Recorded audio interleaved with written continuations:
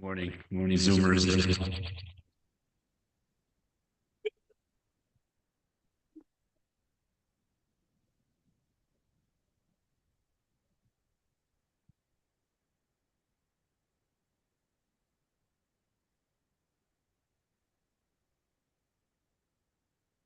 All right, sounds good. I think it's working. Okay. Good morning, Zoomers, everyone. We're so happy to have Lama now back and continuing with the teachings and meditation this morning. But let's start with the Buffalo Prayer Book, page 5.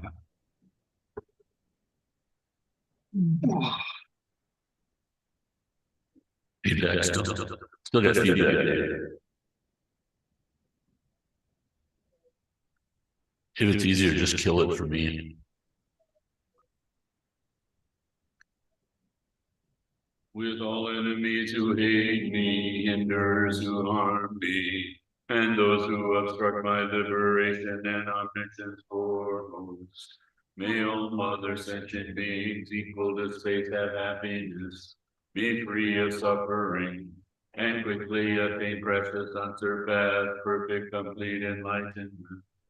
With all enemies who hate me, hinders who harm, and those who obstruct my liberation and omniscience for may all sentient beings equal to space happiness, be free of suffering, and quickly attain precious, unsurpassed, perfect, complete enlightenment. With all enemies who hate me, hinder to harm, and those who obstruct my liberation and omniscience foremost. May all mother sentient beings equal to space have happiness, be free of suffering, and quickly attain precious, unsurpassed, perfect, complete enlightenment. To this end, I apply my body, speech, and mind to virtue until Buddhahood. I apply my body, speech, and mind to virtue until death. I apply my body, speech, and mind to virtue from today and tomorrow at this time.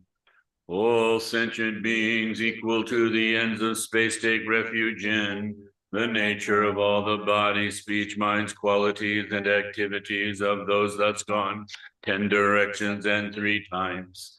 The wellspring of the 84,000 heaps of Dharma, the sovereign of all the noble Sanghas, the glorious and holy kind root and lineage gurus. We take refuge in the assembly of deities in the Yidam's Mandala. We take refuge in the Buddha Bhagavans. We take refuge in the holy Dharmas. We take refuge in the noble Sanghas. We take refuge in the assembly of Viras, Dakinis, Dharma protectors and guardians, the wisdom eye. We take refuge in the glorious and holy kind root and lineage gurus. We take refuge in the assembly of deities in the Yidam's Mandala. We take refuge in the Buddha Bhagavans.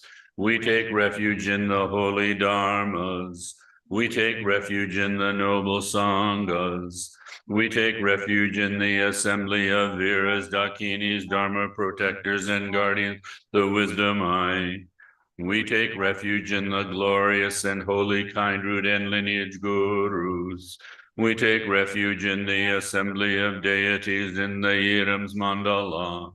We take refuge in the Buddha Bhagavans. We take refuge in holy Dharmas. We take refuge in the noble Sanghas. We take refuge in the assembly of Viras, Dakinis, Dharma, and guardians with the wisdom mind. Till I reach the heart of awakening, I take refuge in the Buddhas all. In the Dharma and assembly of Bodhisattvas too, I take refuge. Just as all Sugatas of the past brought to birth the mind of awakening, and in each and every training of Bodhisattvas step by step did dwell. Just so for the benefit of beings, I too bring to birth awakened mind. And in each and every training thus, step by step, I'll train myself like so. Till I reach the heart of awakening, I take refuge in the Buddhas all. In the Dharma and assembly of Bodhisattvas too I take refuge. Just as all Sugatas of the past brought to birth the mind awakening, and in each and every training of Bodhisattvas step by step did dwell. Just so for the benefit of beings I too bring to birth awakened mind. And in each and every training thus step by step I'll train myself like so. Till I reach the heart awakening, I take refuge in the Buddhas all. In the Dharma and assembly of Bodhisattvas too I take refuge. Just as all Sugatas of the past brought to birth the mind awakening, and in each and every training of Bodhisattvas step by step did dwell. Just so for the benefit of beings I too bring to birth awakened mind. And training thus step by step I'll train myself like so. In the Buddha, Dharma, and assembly excellent, I take refuge till I come to full awakening. By the merit of my deeds like generosity, may I achieve Buddhahood for beings' benefit. In the Buddha, Dharma, and assembly excellent, I take refuge till I come to full awakening. By the merit of my deeds like generosity, may I achieve Buddhahood for beings' benefit. In the Buddha, Dharma, and assembly excellent, I take refuge till I come to full awakening. By the merit of my deeds like generosity, may I achieve Buddhahood for beings' benefit. May all mother sentient beings equal to space have happiness, and the cause of suffering and the cause of suffering. May they not be separated from the happiness free of suffering. May they abide in equanimity, free of attachment and aversion to near and far. May all mother sentient beings equal to space have happiness and the cause of happiness. May they be free of suffering, the cause of suffering. May they not be separated from the happiness free of suffering. May they abide in equanimity, free of attachment and aversion to near and far. May all mother sentient beings equal to space have happiness and the cause of happiness. May they be free of suffering and the cause of suffering. May they not be separated from the happiness free of suffering. May they abide in equanimity, free of attachment and aversion near and far. By prostrating, offering, and confessing thus, by rejoicing, urging, supplicating too, any little virtue that I have amassed, all I dedicate for full awakening. This ground daubed with fragrant water, with flowers strewn, is adorned by Meru forelands, by sun and moon. Seeing this to be a Buddha field, I offer it. May all beings experience this utterly pure land. Om Guru Ratna Mandala Buddha Mega Samudra Saparana Samaye. It befits the different wishes of sentient beings and their intellects. Turn the Dharma wheel of vehicles, great and small and common. Thus we pray. Okay, good morning, everyone. Good morning, Jarabka. Good morning. Welcome, and Andre, so good to see you. Yeah, so we're lucky to have Jarabka here for this weekend. She's recently just completed the Yamantaka, like a 9-day disciplined retreat in Arizona with Garchen Rinpoche. And she's going to be doing another one first week, maybe in May, with Lama Gape in Los Angeles. So that's wonderful. And then is going back to Ukraine for a spell. So she's going to have some time with us here in April. So look on the emails for that. You know, Garchen Rinpoche has blessed her coming here and having her role here interacting with us. I just think we're so fortunate because just a little inside baseball. If you look around, you know, when you have a great Tibetan Lama come to the country, it very easily creates an organization, and they're kind of, that work? All right. Can you hear that one? All right, there we go. All right, my little inside baseball. When you have, you know, someone like Rinpoche come to the country, it just, you know, they attract so much attention and then organizations and that. But the spin-offs from that is a different thing. Little Dharma centers around. And what we've noticed is that these successive Dharma centers, you know, very wonderfully, many of them are thriving, but they tend to have truly Asian ethnic sanghas. There are various cultural reasons for that, but it puts us in a little kind of a slightly different situation. So we've been very fortunate having Kempo here because why? You've got two great traditions that are happening in the successful transmission of these wonderful teachings and realization to a population. One is the scriptural transmission. In other words, you're not making it up, you know. They're kind of like guidelines, you might say, or instructions on the path. Extremely important, and that's what we've got going here with Kempo. It's wonderful. Then you have the path of the blessing tradition of realization too. Now, sometimes they're combined in the same person. You can't really tell, you know, but nonetheless, you want to have this structure. And so we feel very fortunate here because we've been able to have Kempo here now for 8 years. But with Lama Dawa here, this is like really, really sort of completes it for us. Because if you're like me, you know, an American approaching these teachings, not necessarily seeking them out, but sort of your life experience throws you into it for one reason or another. What I notice with Tibetans is that they have such a long history and a validated history with the Dharma that they have a natural kind of confidence in it, even if they know nothing about it, really. It's kind of like, speaking for myself, like I have faith in Albert Einstein, although don't ask me to repeat his teachings. I don't know what they are, but I believe there was something valid there based on, you know, valid experience. So this is the importance, I think, of having European Western people who have attained some distance on the path. And Lama Dawa is exceptionally fortunate for us because I think she's done, you know, 4 years of retreat with Gar Rinpoche.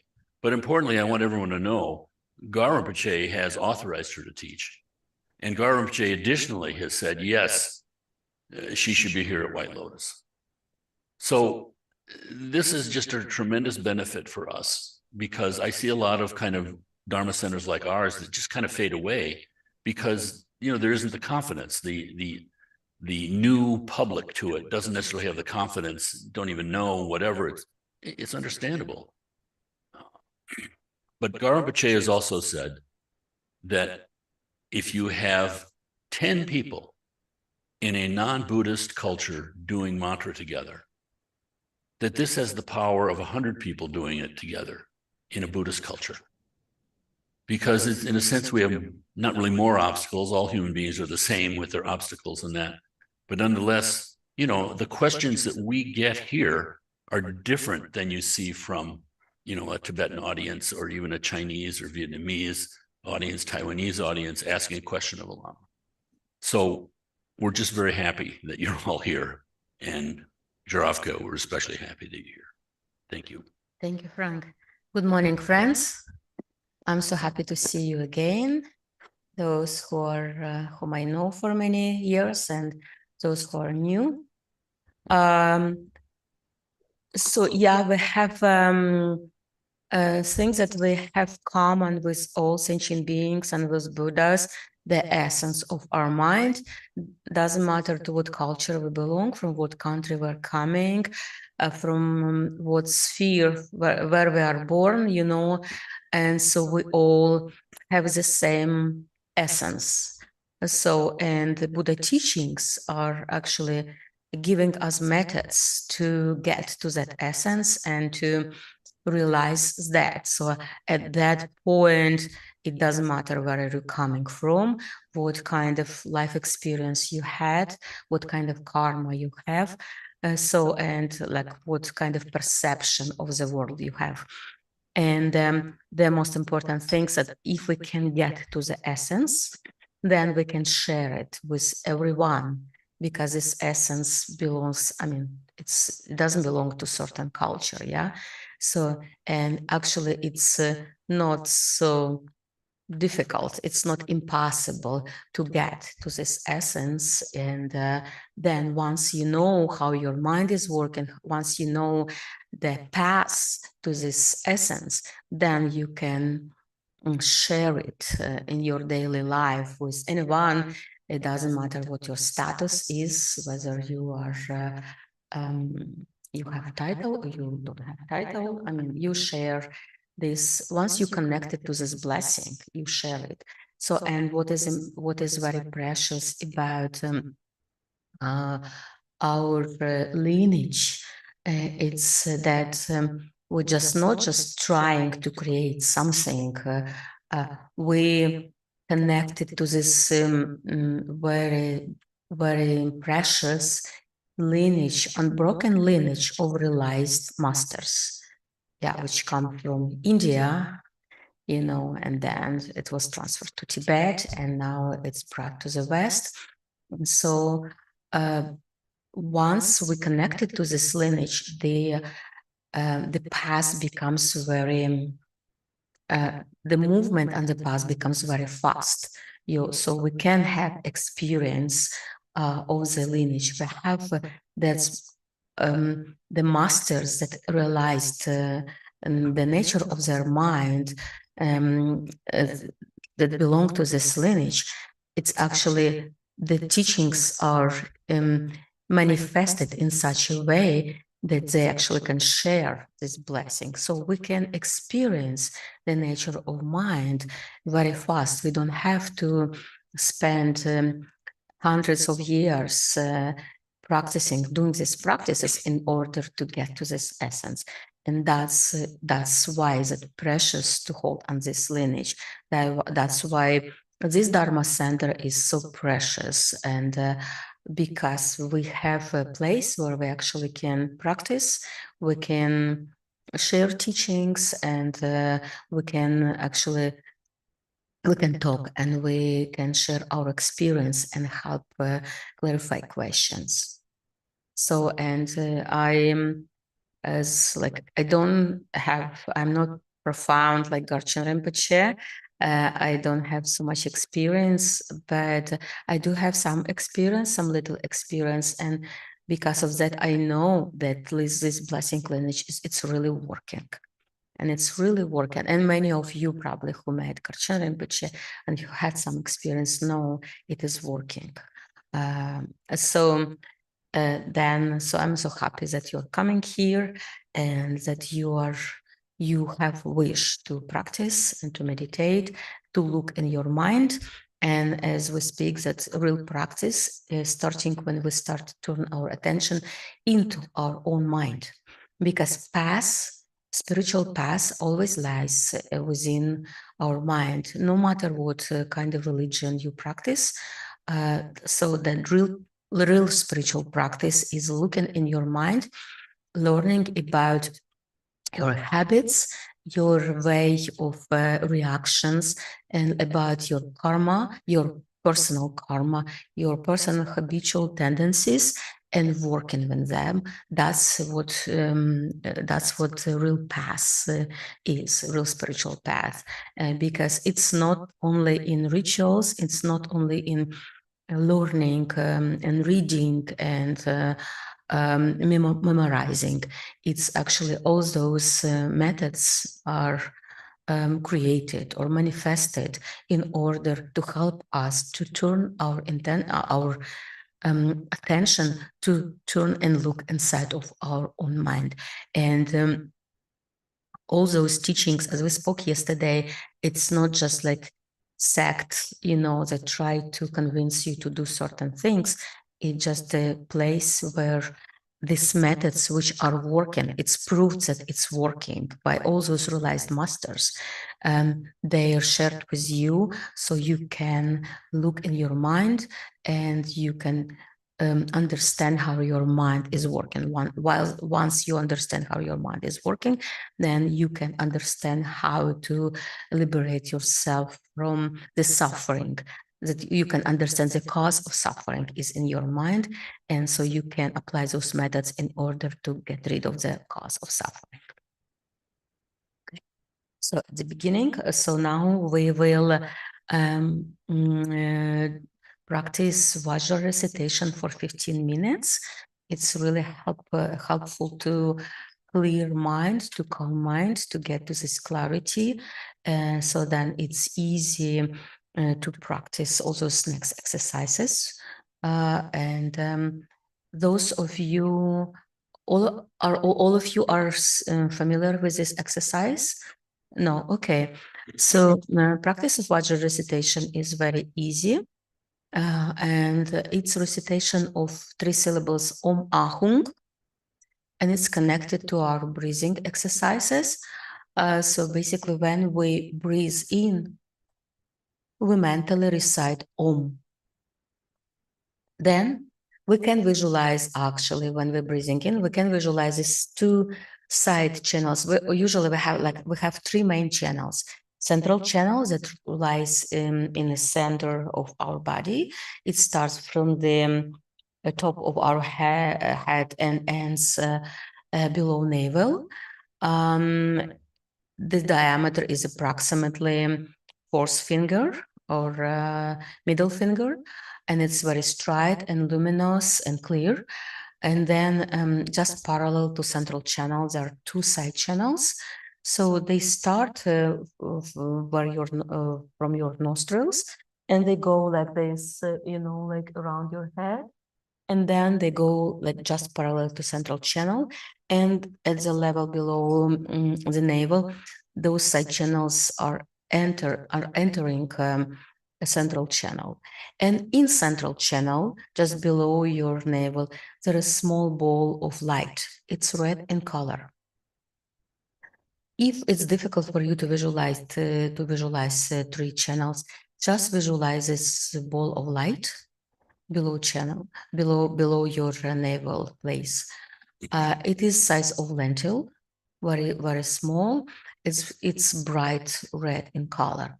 So when you breathe in, you recite Om, and air goes through from your nostrils. It goes down like following the side channels down to the to the area below your navel, and it enters its central channel. It enters the this ball of light. If you don't visualize 3 channels, just recite Om when you breathe in, and visualize that this air enters the ball of light. So anyway, whether you visualize 3 channels or not, the air enters the ball of light. And when it enters the ball of light, mentally recite syllable A. And at this time, hold your breath for a few seconds. So Om and A, just for a few seconds, hold your breath. And then you breathe out and mentally recite syllable Hung. And at this time, you don't visualize anything. So Om, A, hold, breathe out, Hung. And again, Om, A. So mentally reciting Om, breathing in, A, visualizing this letter or this ball of light. And when you breathing out Hung, you just release your visualization. That's exercise. Very simple. Is this clear? Any questions? So if you have experience with Yidam yoga, you can also visualize yourself as a Yidam, and that's really helpful. It makes practice more important. And we will do this exercise for 15 minutes. Thank you.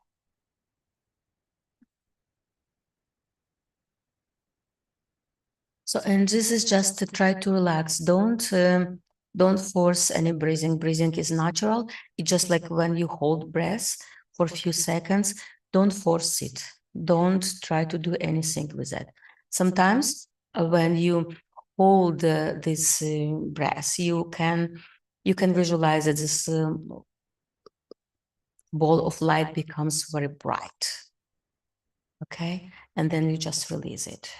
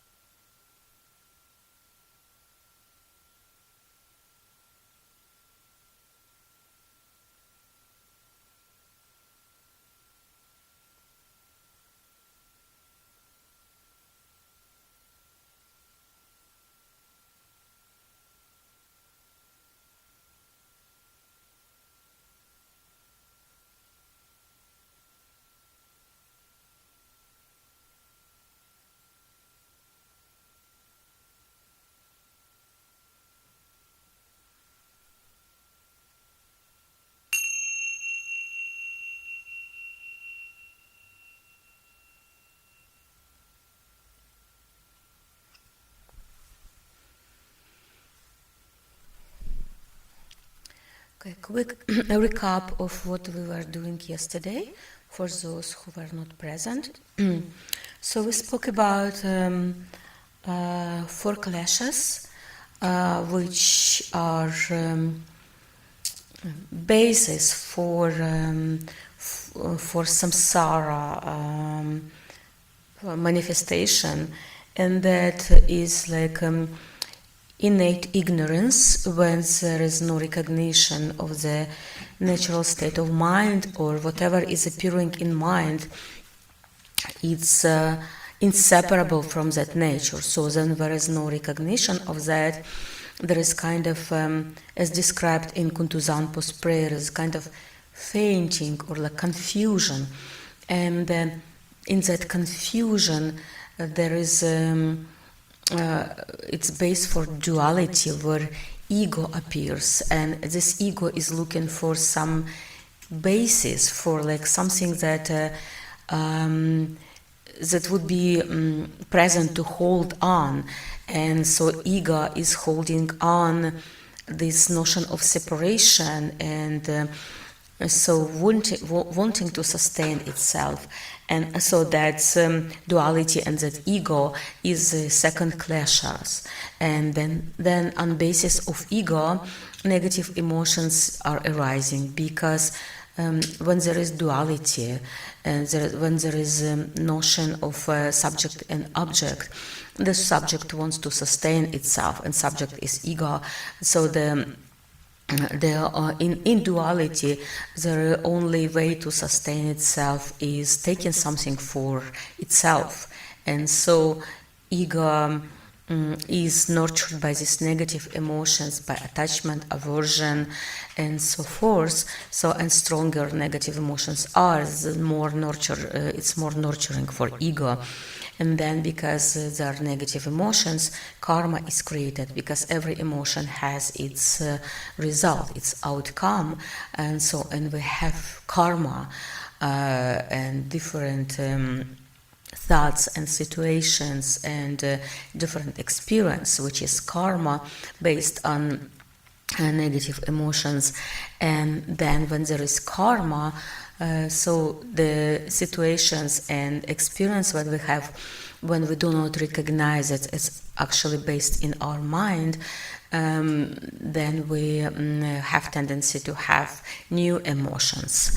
So, and based on certain experiences, we have tendency to have similar emotions to those which produce this karma.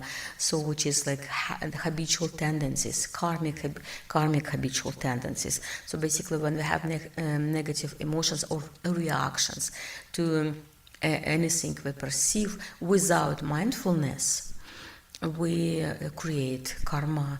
And karma, this result also creates like new karma. So basically, for example, we have certain emotion of anger, we react in a certain way, there is conflict, for example. Yeah, and then every time we remember about this conflict, or we meet someone who was involved in this karma, we have tendency to have the same emotion of anger. And that anger is making this kind of creating this habit. Like every time we are in this similar situation, we have tendency to have the same emotion, and then we react the same way. And in this way, it becomes deeper. So it's very hard to get rid of this emotion or this anger, for example, towards certain person or towards certain situation. And in order to counteract it, we need be mindful. We need to recognize this emotion, and then to work with this emotion in order to release it. So, and that's traumas are like, that's an example of traumas. Every time we remember about certain trauma, we have this similar emotion, and it actually deepens our trauma. And so then these 4 clashes, ignorance and duality, which produces ego, and then negative emotions, and then habitual tendencies or to produce similar negative emotions, that's what is samsara. So at the end, we are trapped in this circle of samsara. We produce similar emotions, which result in similar situations, and the similar situations produce the same reactions, and we kind of trapped in this circle.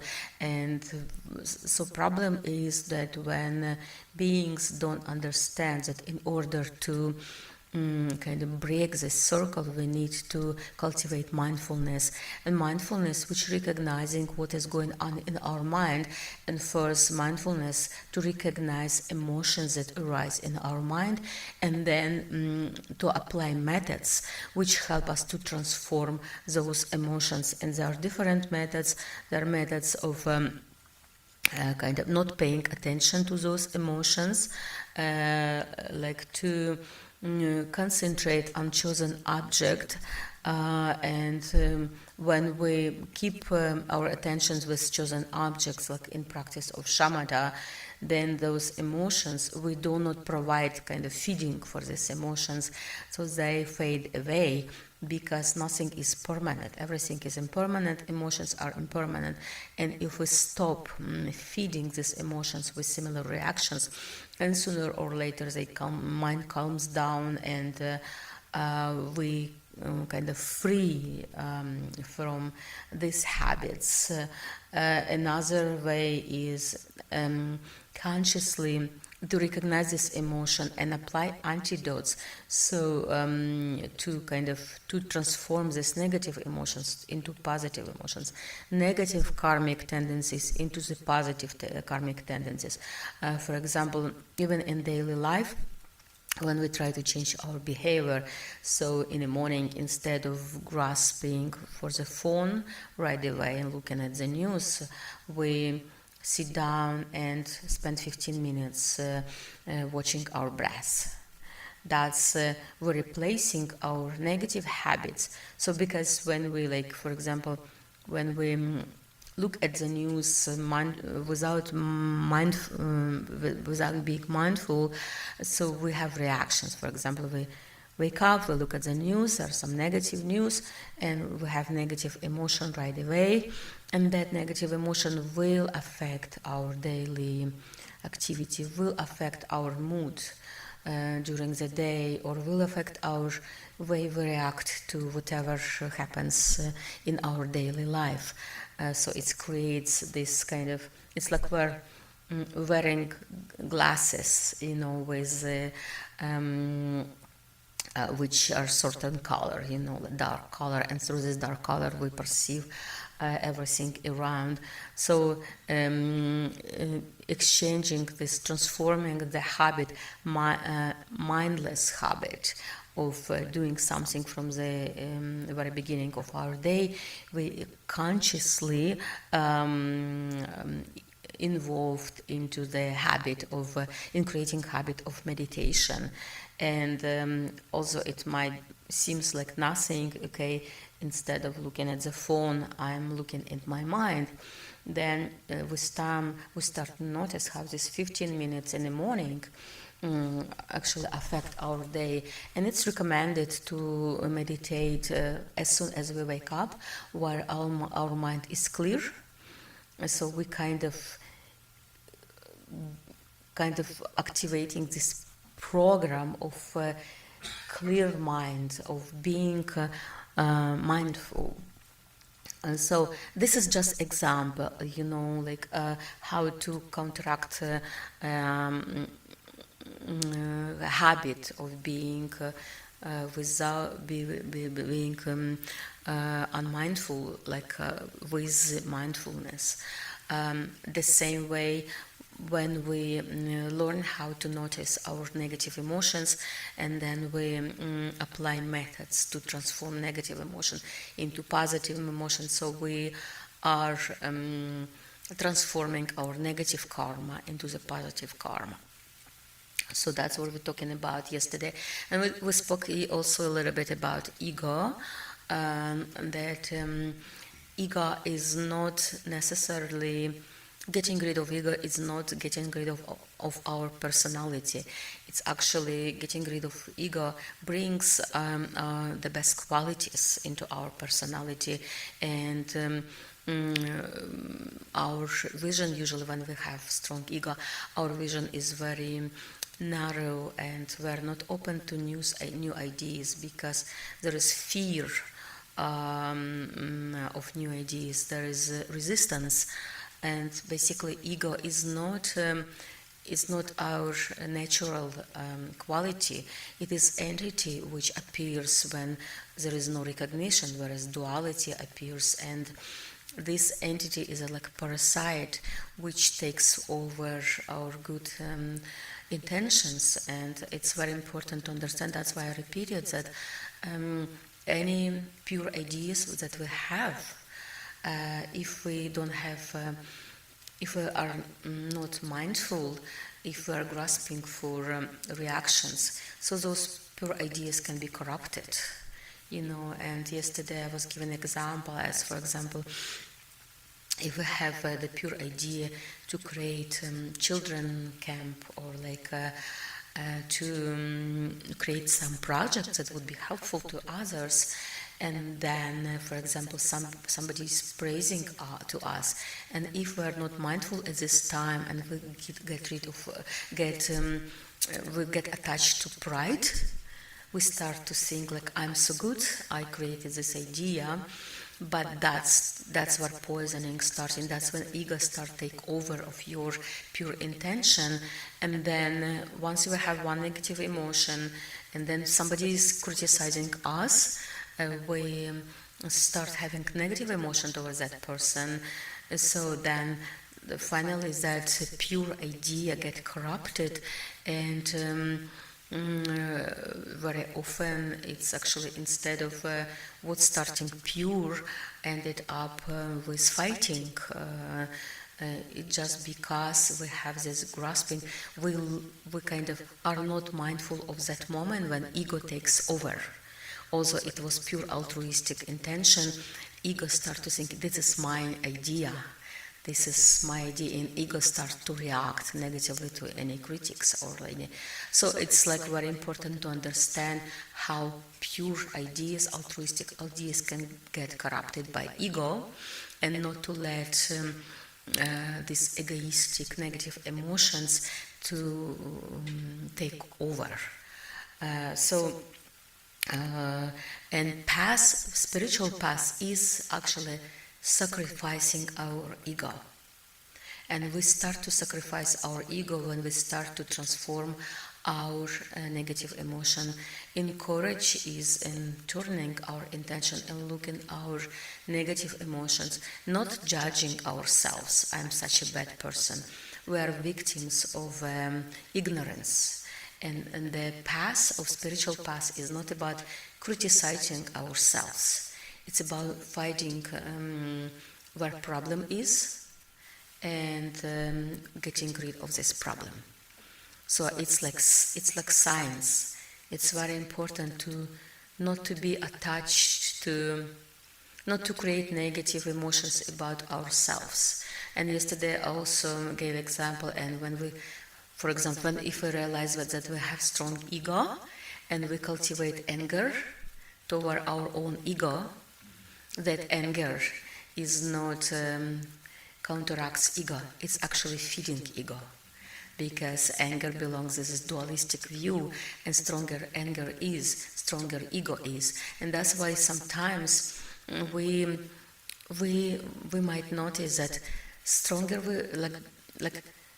we fight against our faults, then stronger our faults kind of become. It's like harder it's to fight, because when we apply negative emotions toward our faults, okay, for example, I want to develop this habit to meditate every day, okay, and then like I meditate for 1 day, for 2 days, on the third day I find the reason not to meditate, and then anger is arising, and kind of the feeling of desperation, and depression, and that, oh, I cannot do it. So basically, more negative emotions we have towards our inability to follow our plan, the harder is it to kind of to get to the goal. So because we are fighting with ourselves, and more we're fighting, more stronger our resistance is. So we are actually feeding obstacles with negative emotions. So a spiritual path is not about manifesting negative emotions towards our faults, but finding the way to calm down our negative emotions. And so when we get rid of negative emotions, then there is no resistance. There is understanding that the path is like waves. Sometimes it's easier to meditate. Sometimes we have obstacles, and when we have obstacles, we say, okay, from these obstacles, I'm going to learn how not to do. Or like if I find reasons why not to practice, I investigate, I sit down, I do not beat up myself. But I sit down and I contemplate what is the reason that I find the way, I find the kind of reason not to meditate. So what is that? Like, is it laziness? Is it fear to look in my mind? Is it just like habit? So, and if it's a habit, so then what is a way to counteract this habit? For example, in my retreat, I already told this story here, I think, or somewhere else. In my 4-year retreat, I had these obstacles, because I had to wake up really early, like 3:30 sometimes, so I could start my session at 4 a.m. And of course, we have a habit to sleep until 7 or 8, and meditate and practice in retreat. It is hard work. It's not just sitting and relaxing. It is hard work. So then it's like it was very hard for me to wake up. And sometimes like you have your alarm clock and you just put on snooze until it's like 7 o'clock. So it's okay. I mean, it's just like reason. It's just like here is a way to find a skillful means which will help you to keep going. So what I did it even before a retreat because I knew I might have this problem.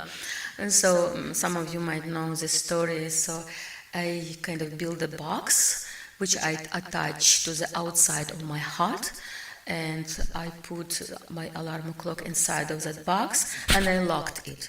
And I kept the key from this lock in the kitchen, which was about like 50 meters from my hut. So if my alarm would go on, it would wake up all other retreatants. And all retreat, everybody would wake up, would have their own schedule. Somebody would wake up like earlier, somebody would wake up a little bit later, and then would go sleep a little bit later. So some people would wake up at 4, some would wake up at 3.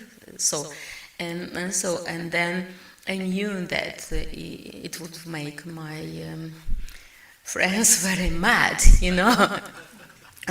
And then I would have one alarm clock inside of my heart, and it would start ringing like 3:15, and so I would get up and I would run to kitchen to get the key to go back to heart to open it and to deactivate my alarm. So by the time I actually would open the box, I would be completely awake, So this was my skillful mean because other things wouldn't work. And it is like if you have this intention to do some things, you don't have to beat up yourself like that you cannot do. You have to find a skillful means which would help you to keep going. For me also the thing worked like if I would want to develop a new habit, I would take a vow, like in front of, like my shrine, and visualize my guru, because that said you cannot break. You cannot break it. So I create a vow, so I would make a vow that for the next week I would do this action, or like it would be depending on what kind of problem I would have, and it does work. And it does work not only because you promise to treat Jewel to do something, but once you take a vow, that's my experience, it's kind of you have more power to do it. It is like the blessing of the lineage supports you and removes all obstacles, in order to do what you're deciding to do. So the spiritual path, it's not only following the teachings, blindly. It's about finding skillful means which would help you to achieve your goal. So retreat is a skillful means for those who cannot find the way to concentrate, in the daily life. So basically, when we go into retreat, it is skillful means, like keeping ourselves away from the worldly activities, so we can learn how to meditate. And in retreat, like there is no way, not to practice. So especially if it's long retreat, so even if you try to avoid looking in your mind, sooner or later you get so bored, that's like, okay, you have to do something, it's like somebody told me, like, that he had this experience, like, you realize sooner or later, and okay, you cannot just wait until the time of retreat will end up, you just have to do something, and then it's you find the way to do it in such a way that it's inspiring. Like for me, meditation practices were like I would find all the skillful means, and it was like a game, and it was really interesting. It's like it was like play, with all the skillful means, with these alarm clocks, like what works, what doesn't work, like you might change your skillful means, and it was really interesting, Okay, so would you like to take a few minutes break? Okay.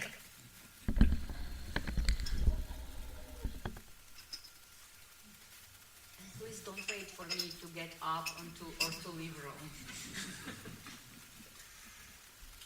We all respect Lama. I said we all respect Lama. Yeah, thank you.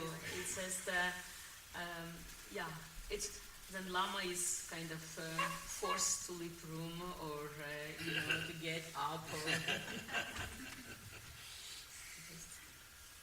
When we come back, the distance from you to the microphone is huge. Okay. So when we come back, we'll get it where as close as you can have it and still deal with it. Okay. I want it to be good for you. Yeah, you can give me, tell me whenever, you think Well, if I it's... say like that. Yeah, or like if I don't look at you, just interrupt me. You can interrupt me. Now, the other part of that is that here's the microphone. You want it to point at your mouth. At my mouth. Okay, thank you. See how it goes. Okay.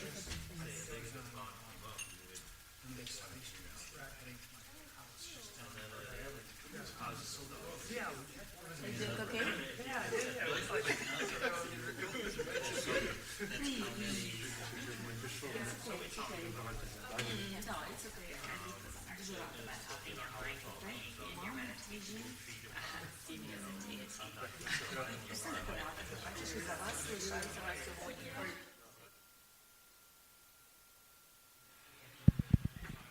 So you folks on Zoom, I'm playing with the sound system, so I'm going to need some feedback after the break. Send me a text message.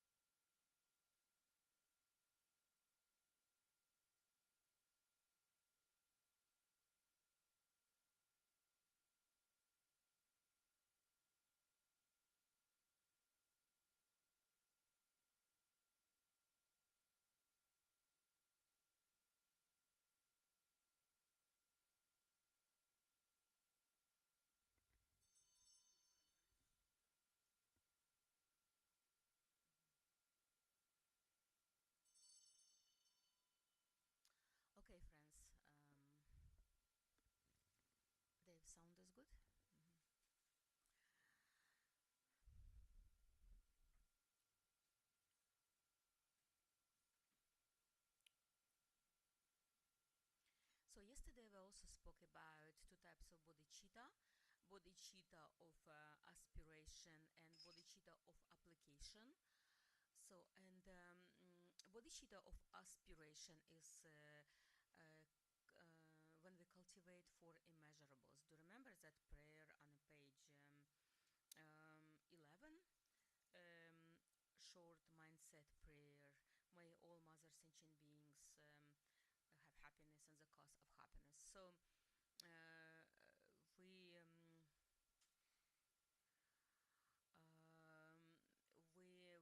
we wish all beings to be happy, and so we cultivate love, compassion, joy, and equanimity.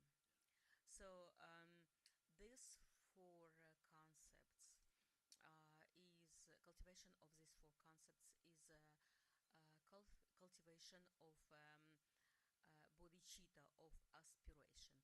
So why it's called bodhicitta of aspiration? Because these four immeasurables, they inspire us to transform our mind for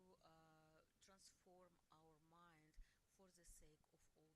So when we do something for somebody, we can apply more effort. When we need to save someone, we can apply ourselves fully. So, but for that, we need to have this pure motivation, very strong intention to help others. And these four immeasurables, or these four aspects, really help us to transform our impure intention into pure intention, which counteracts ego. And at the beginning, we just meditate.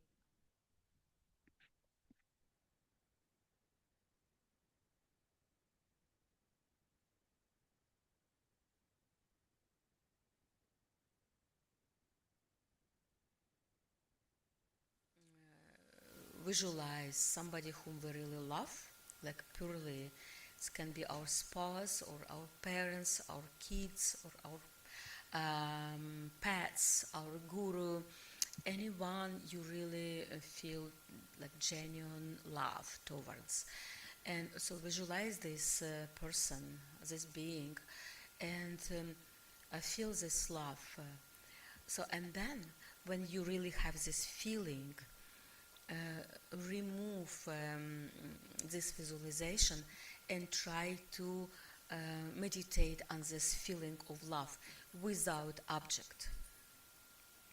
So, for example, if you love your child, you remember about your child. It's sometimes when you love somebody and you have this, when you think about this person, you know, once, like you remember about this person, once you remember about your child, for example, you have this feeling, oh, you know, like it's like very pleasant feeling. And then when you have this feeling, then remove this object and look at this feeling. So this is very good, skillful means in order to realize that this feeling of love is not coming from somebody. It's coming from you. So that somebody is a kind of skillful means, or is a reason which helps you to manifest this feeling. It's not that somebody giving you love. Somebody helping you to realize that you have this feeling. So, but sometimes we're mistaken. We think that it's somebody, like if we have this person present in our life, we have love. If we don't have this person, so then we don't have love. That we believe that love depends on the presence of somebody. But this exercise helps us to see that love comes from our own heart, from our own mind. Okay, so and then, so basically, you bring this person in, like in your mind. You have this feeling, then you can you release that visualization or like release that thought about that person, and you just concentrate on this feeling, be with this feeling, and then when this feeling disappears, again bring that person into your mind. So, and that helps to finally it helps to you to, when you realize it's coming from you, then you kind of, when you master this exercise, you can bring this feeling whenever you want, because it's yours. It's always been yours. It just mistakenly we think that feeling of love and pleasure and bliss coming. So, and it's the same with feeling of pleasure, a feeling of bliss. So whenever we have some pleasant experience, whether it's like we're eating something which has very good taste, and we experience this feeling of pleasure, it's also good to stop and concentrate on this feeling of pleasure. And so then we realize this pleasure comes from our mind. It's our habitual tendencies which dictate us what, like, which objects gives us pleasure or non-pleasure. Yeah, actually, it's like you know, like you press the certain programs and here's pleasure coming. You know, like, or displeasure. You know, like you eat this tasty cake and you have this pleasure. You eat another cake that you don't like and you don't have pleasure, you know. It's like, for example, I'm not used to pumpkin pie. I know that pumpkin pie is here, it's like something, but first time I actually tried it, I didn't like it. Because it's just because my taste buds are not used to it, you know, and I couldn't understand how it's possible to like it. So, but that's my habitual tendency. That's my karmic habitual tendency that I like some other type of cakes, you know. And so, but the pleasure is there. It's just like how I have been raised. You've been raised in this way, you know, like, and you were fed with this pumpkin pie, yeah, and I was not. So it's just example. It's just like habitual tendencies that developed in this lifetime. So, and every time you like press this bottom, you know, like of pumpkin pie, you know, like tasting it, you, there's like, there's this program, you know, pleasure comes up, you know, like, and so that's an example how it works. So with everything you experience, with like all your um, senses, which give you pleasure, like physical pleasure or discomfort, you know, with sounds. You like, somebody likes this type of music because like you were born in, you know, you grew up in 60s, you know, you like this type of music, and somebody else was born in 90s or 2000 something, and they like different music. It's like, it's not about music, it's like it's a habit, you know, also. And like this is with everything, you know. So it's like, it's our karma dictates us what we, where we experience pleasure or not. And so it's important to understand that. But then when you meditate on pleasure, you know, you taste something good and then you have this pleasant feeling. So then when you have this pleasant feeling, just stop for a few seconds and stay with this pleasant feeling. Don't think about this. Don't think how nice is it, where does it come from, but just stay with feeling. And then you realize this feeling is based in your mind. You know, it's like, it's not that outside thing gives you pleasure. An outside thing just helps you to bring this pleasure, make it visible, like makes it like, and you can feel it. And that's what we actually do in practices with channels. Yeah, like with 6 yogas of Naropa. Then we have we practice 4 types of joy, or like four types of bliss, of pleasure. It's actually a practice which helps to realize that great bliss. So there are different types of bliss, like when there is something that when you have little bit of pleasure or you have great pleasure, great happiness, and that's it's this kind of realizing that it's all this level of happiness, of pleasure, they actually rooted in our mind. And when you realize it, so then you do not depend on outer conditions to experience pleasure. Yeah, of course, there is physical pleasure, but there is mental pleasure, yeah, and feeling of love. For example, when we are in love, like, and we're feeling like a great pleasure, lots of, and it's not physical pleasure. It's like it comes in, it's in mind, and every time we bring this person to our mind, we experience this pleasure. So this exercise on love and bringing somebody to your attention, somebody whom you love, and then meditating on love is a very skillful method. And then actually the next level of exercise is that when you realize it's present in you, then and when you have this feeling, place this feeling on somebody to whom you might have neutral kind of feeling, And then when your feeling of love is very strong, you kind of bring attention to persons you don't like. And then you realize that this love, this kind of love that you have, it's not depending, but usually because very often in life, we have feelings which is kind of dependable, which is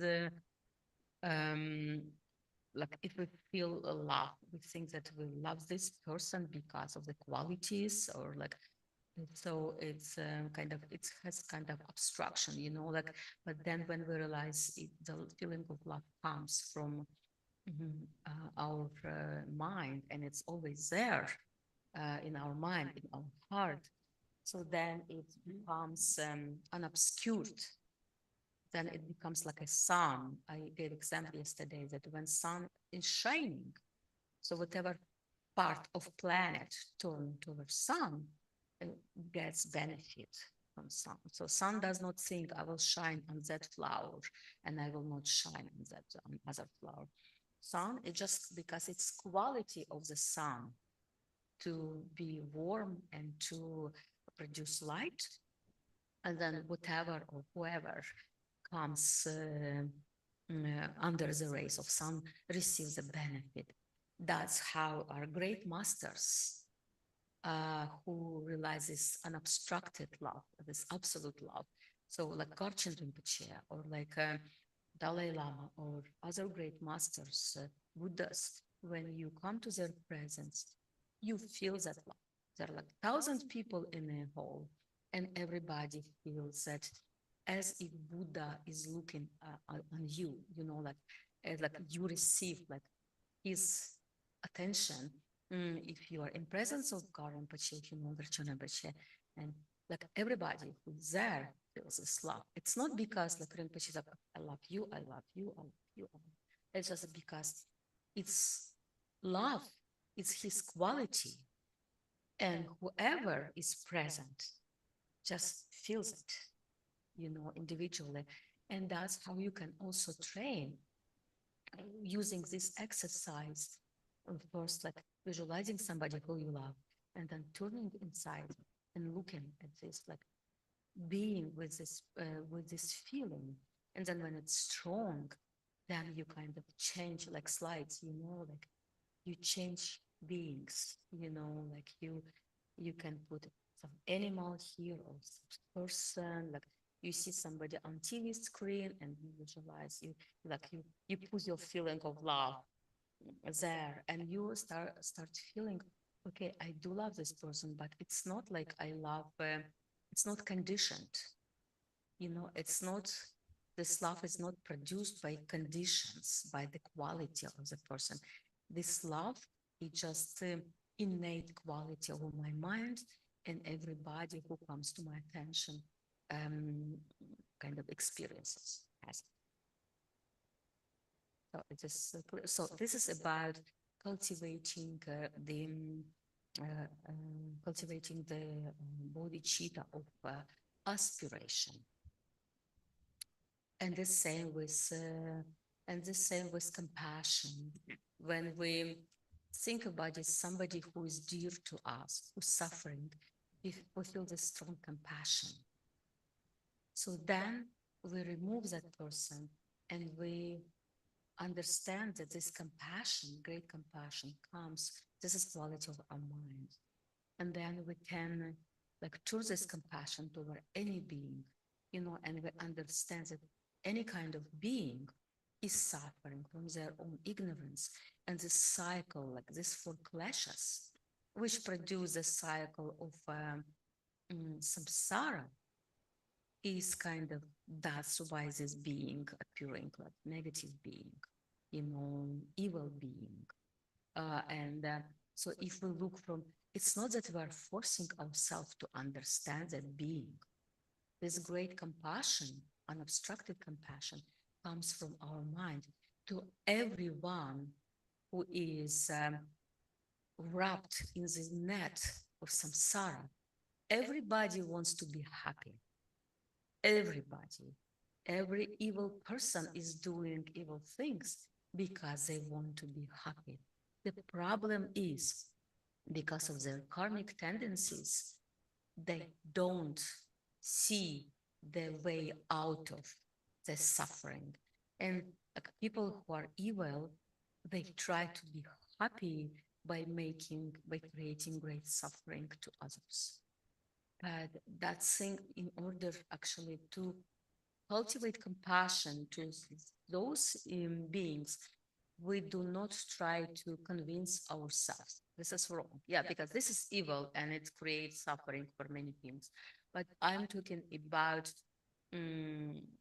this compassion, great compassion, which sees the cause of karma, which sees this cause of suffering. And some of us maybe we sometimes would do some negative actions, maybe not great negative action, or like even being angry to somebody because thinking it will make us to feel better.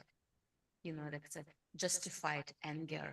You know, he or she created so much suffering for me, and I'm kind of justified to have this feeling of anger, thinking it will lessen my suffering, but it might lessen only temporarily.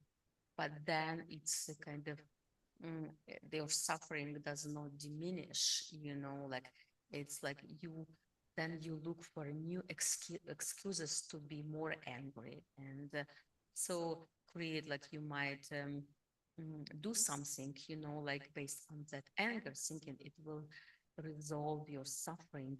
But instead of resolving, it might temporarily resolve your suffering, but it's planting seeds of a negative karma, and the negative action might turn out into bad results. So karma is not a simple thing. Karma is very complicated. Garshan Rinpoche was telling, in order to understand karma in all its complexity, you have to be Buddha. Because karma, it's not like you do something and you receive the same thing. No, you do something, you have with some intention, and you are planting seeds for the same intention for the future. Next time you're similar situation, you have tendency to produce the same emotions, maybe even stronger, and you're prone to similar actions. And then you appear in situations when it's hard to make right choice because you already have this obscuration in your mind, and you believe that in order to be happy, you have to create negative action.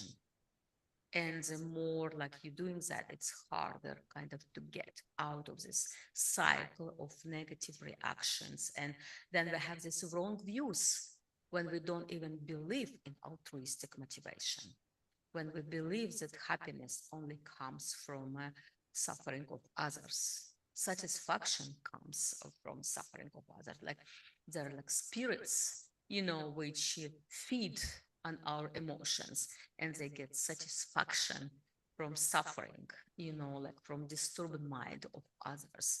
And there are people who feed on suffering of others, and they like masochists, like who are like getting pleasure from suffering of others. That's completely wrong view. They don't get pleasures from feeling love. The feeling of love is covered deeply under these wrong views, and that's actually this cycle is like unbroken cycle. The deeper the person or being is in cycle, the harder to get out, or like the more sacrifice you have to make in order to get out of this cycle. And so um, that's how it works, like with great compassion, or like great equanimity. Then, like when we have this knowledge that all minds are interconnected.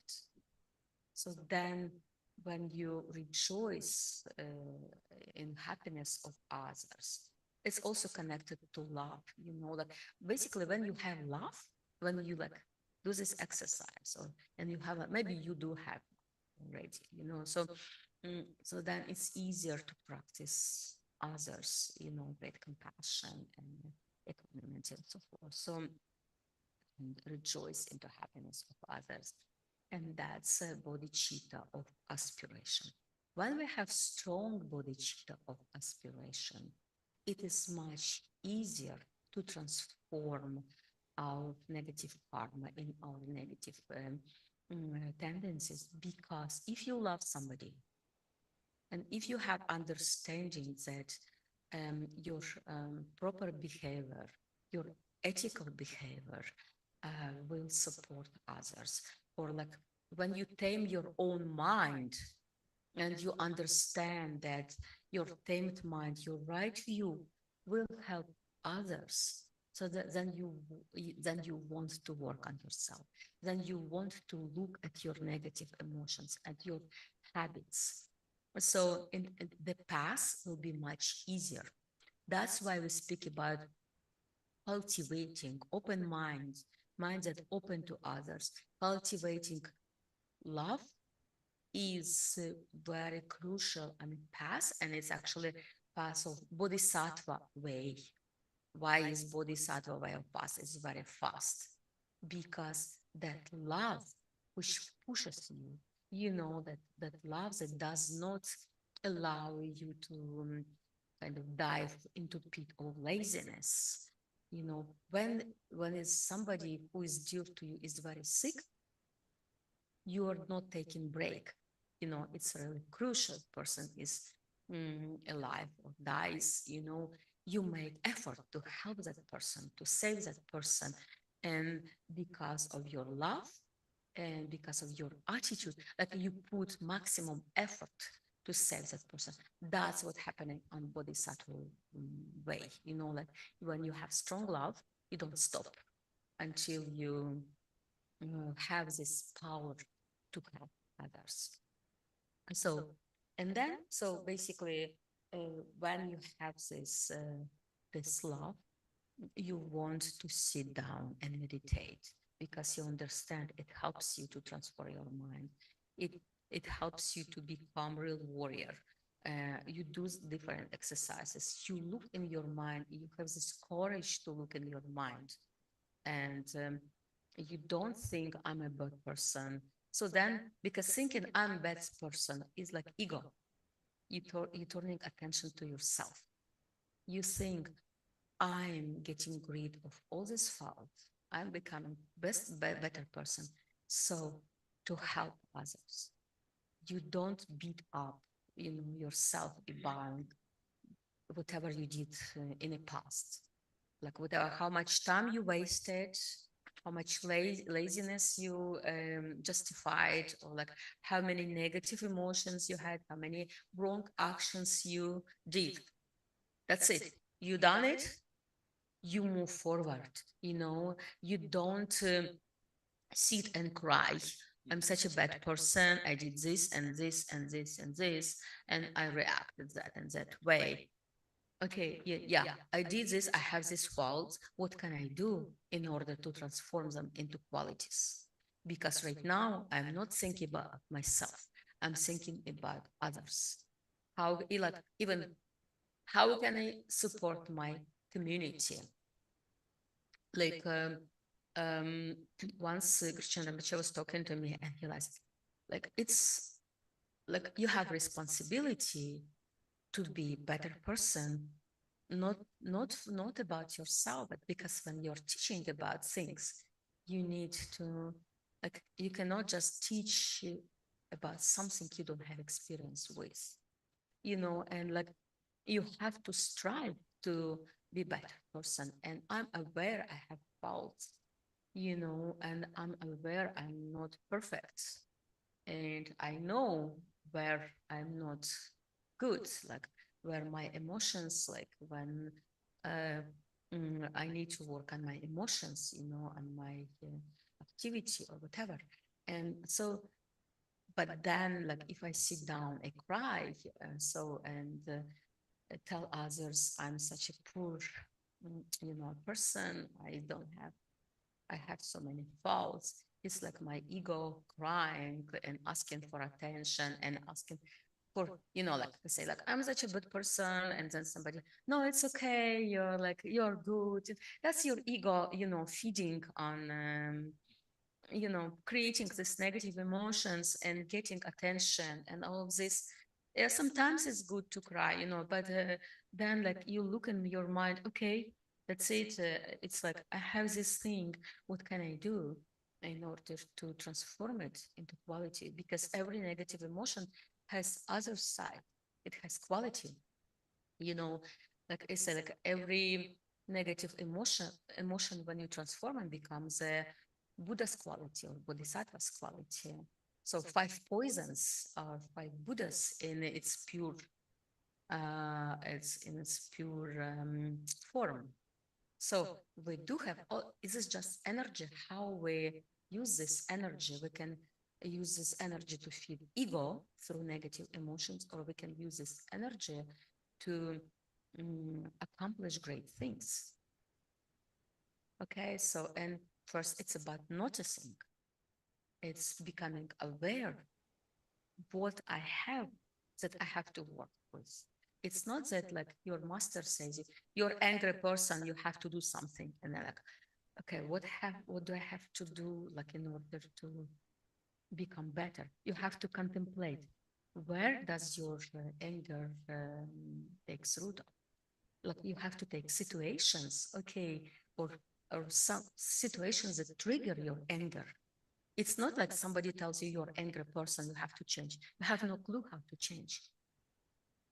In order to change, you have to look, okay, and recognize what is triggering my anger.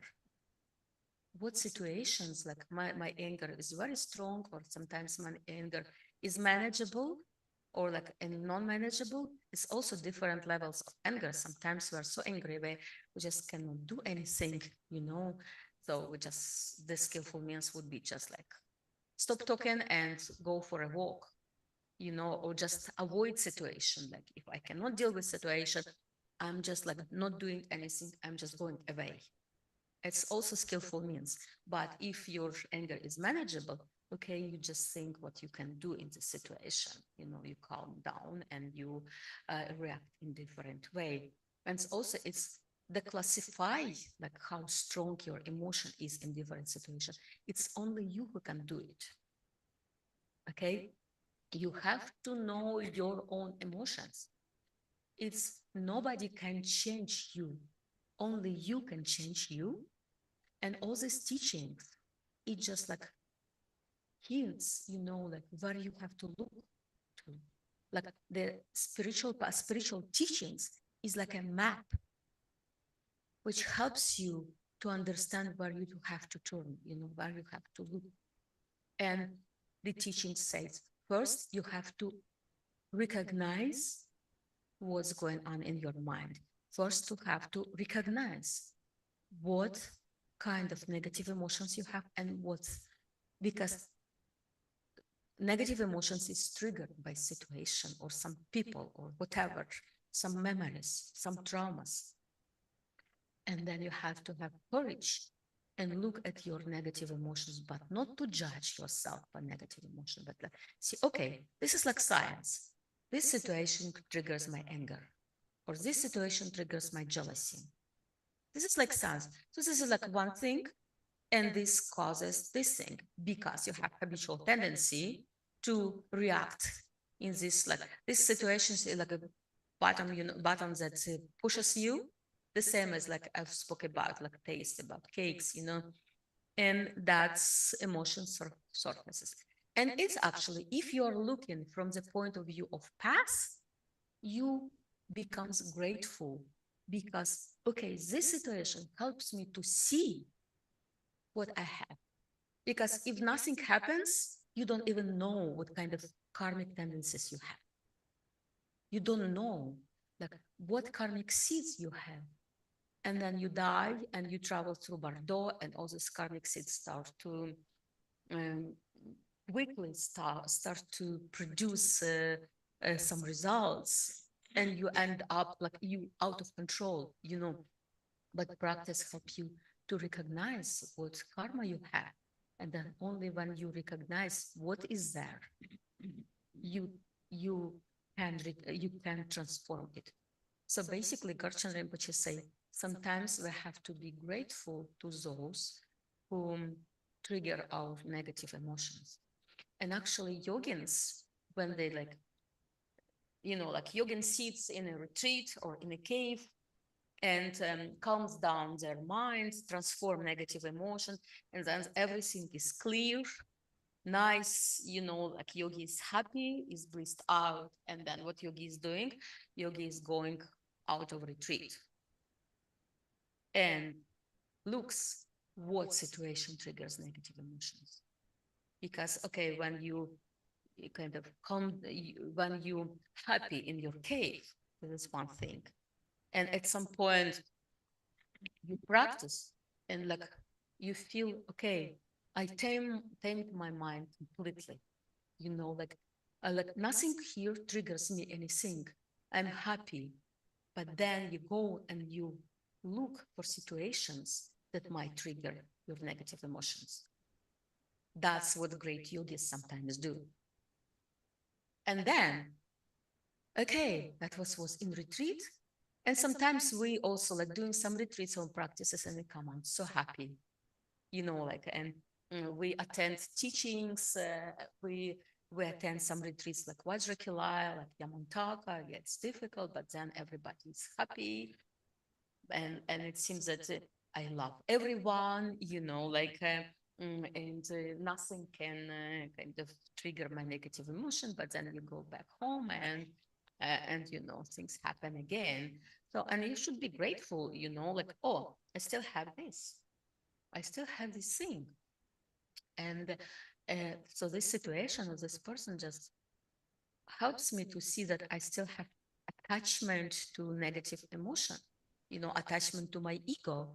Okay, now when like my mind is more or less tame, I have more control. So then I take this emotion or this situation and I try to use skillful means in order to transform it. Like, and skillful means it can be even like when you see neighbor you hate, and like every time you see this neighbor, this like anger, is arising, like, or like irritability, like you're like, you feel this discomfort. And so, and then you come home and okay, so that's what's happening every time I see this person. And then I use skillful means, or I practice love, where I bring this, when I feel love, I bring this person, or I just tell myself, okay, next time when I see this person, I recite 7 times Om Mani Padme. I might still have anger. It's okay. I cannot control this anger. But I just see this person, I recite Om Mani Padme. Or I see this person and visualize Buddha in his heart. So it's not that we are kind of giving up, like if situation is, I mean, like if the person has very strong obscuration and person like has strong anger, whatever, it's not that we are justifying this person for negative actions, but we protect our own mind. So it's about our own minds. That, okay, this person can be angry at me, but I should be in control, not get triggered. So because negative emotions is also, they're also contagious. One person feels anger, and if you're not mindful, it's easy to get angry, you know. So it's triggering, you know. But so okay, so he's not being, his anger is not going to be or arrogance is not going to be in control of my own mind, and for that I'm creating this skillful mean. So I'm sitting on meditation cushion at home and I'm making plan for this problem. And this is like experiment too. For this problem, I see him, I recite mantra, or I visualize Tara above his head. And it's okay if I still have this feeling of anger. But I'm going to do this for 1 week. Every time I remember him, every time I see him, I might even put his picture on shrine. So every time I meditate, this person, I see this picture, you know, like, and I see what's happening in my mind. And then I'm sure, like, if you do it again and again and again, you might feel that your anger become less. You might still get angry, but it's like not so, and you start to develop this habit to visualize Tara every time you see this person. And this already good habit because it's neutralized your negative karma. So you might still have anger, but you do not create new negative karma. You do not produce new karmic seeds. And sooner or later, this anger will exhaust. This negative karma of anger will exhaust if you do not feed it. If every time you remember about this person and feel this anger, you recite mantra. And that's your habit. And then this habit will take over if you are consistent with that. You have to have consistency. You have to do it all the time, every time this emotion arising, every time you apply skillful means. So that's the thing with skillful means. And that's what the yogis do, you know, like they notice like a negative emotion, obscuration, they use skillful means, and they use the skillful means until this becomes a habit.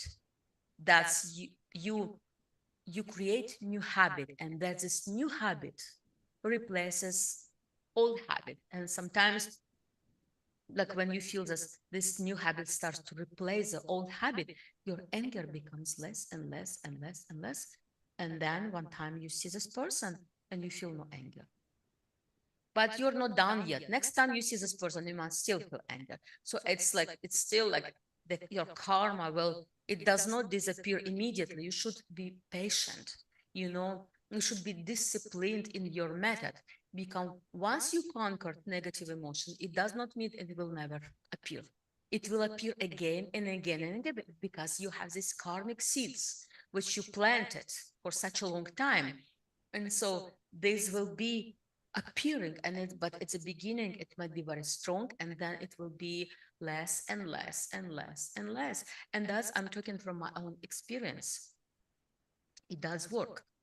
Okay, so you just have to be consistent with that. And that's first you recognize negative emotion, and then you create your own skillful means based on your life experience, not that somebody told you.